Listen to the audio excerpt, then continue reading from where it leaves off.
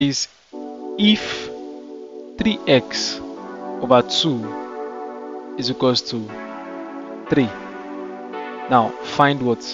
Find x. What do we do now?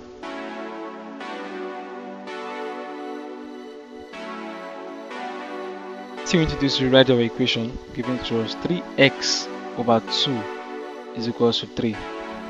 Now looking at this has to be 3 over 1. What do we do next? Divide both sides. Sorry? So cross multiply. Now this is 3x multiplied by 1 gives us what? 3x. And this is 3. This is 2, sorry. This is 2 here.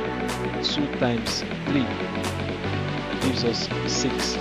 Then we have 3x is equals to 6. What do we do next? Divide both sides by what? 3. Why? Because we want x to stand on its own. That's why we're doing it that way. This cancel, this cancel. So now x is on its own now. We have 6 over 3. Now this is 1 here. This is 2. Therefore, our final answer is going to give us x is equals to 2. That's our final answer.